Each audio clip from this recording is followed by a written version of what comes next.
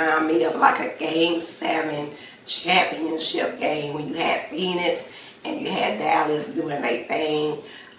Phoenix beat Dallas 114-113. It was a very close game. And let me tell you, KD and Kyrie, they were popping, baby, like dropping it, popping. When Kyrie come down and hit the three, then you had KD coming down and hit the three. Then Kyrie hit another three. I love it, baby. I'm your girl, Sports Chick.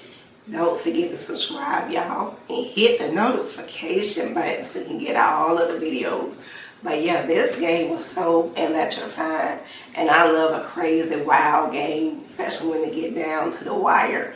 But what I noticed that the Phoenix Suns really had dominated the game at the first half, and then the second half, that's when Kyrie started catching fire, baby.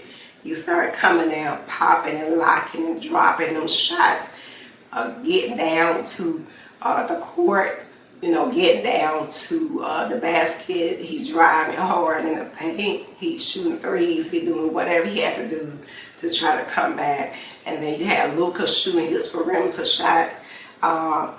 Let's see who else. Dallas, you had Luka doing his thing. You had Klay Thompson looking pretty good. He looks way more comfortable now.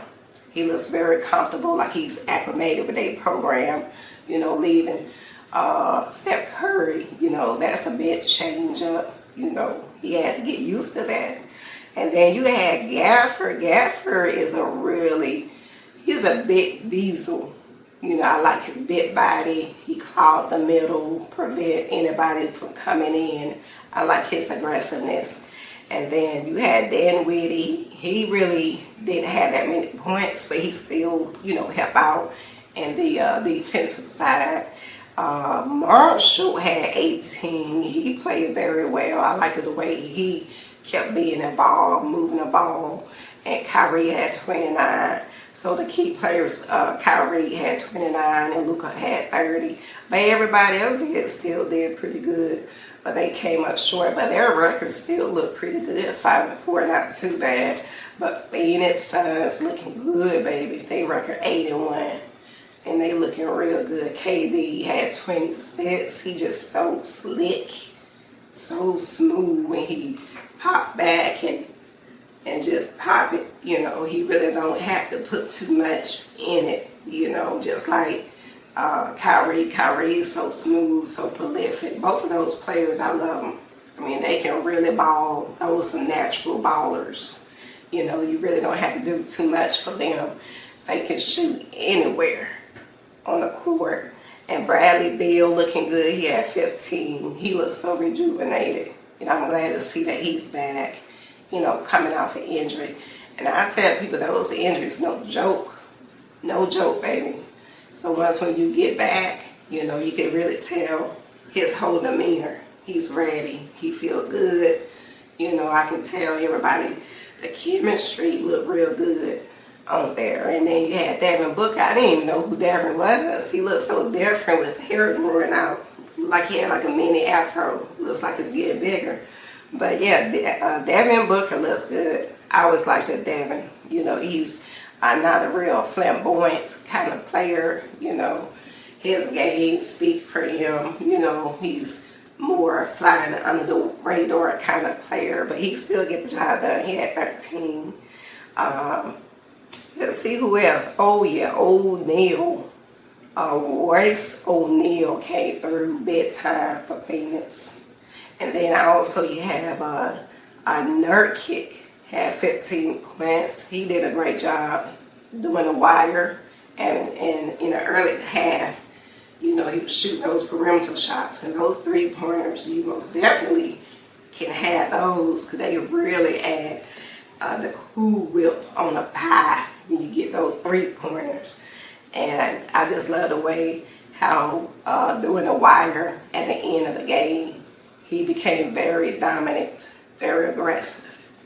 And then, you know, they had to challenge that play when he went in, he slam dunked it, and then you had O'Neal try to shoot it. And he tried to get a rebound.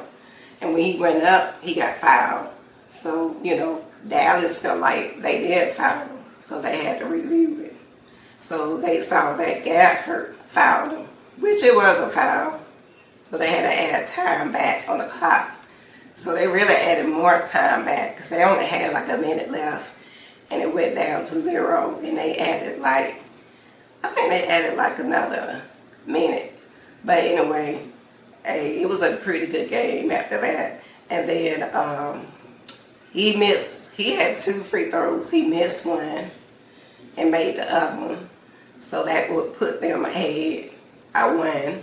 And then you had Dunwoody try to throw it in to Luka Doncic.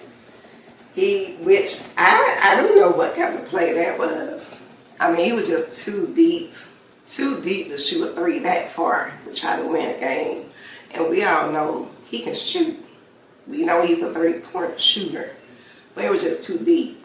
So when he threw the ball in, Luka kind of forced it up, and the game was over.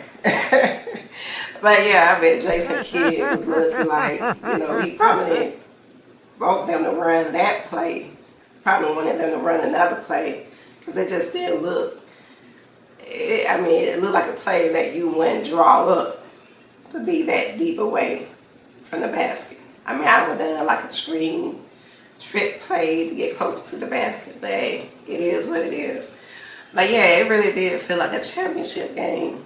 Game 7 on the line. It was a good game. But like I said, the Phoenix Suns, they dominated the game. And then Kyrie came back punching, but it wasn't enough. I feel like they didn't get their offensive rebounds. That's what they lacked in. So, you know, when they go back to the drawing boards, they will look at what they didn't do well. And they want to become more efficient.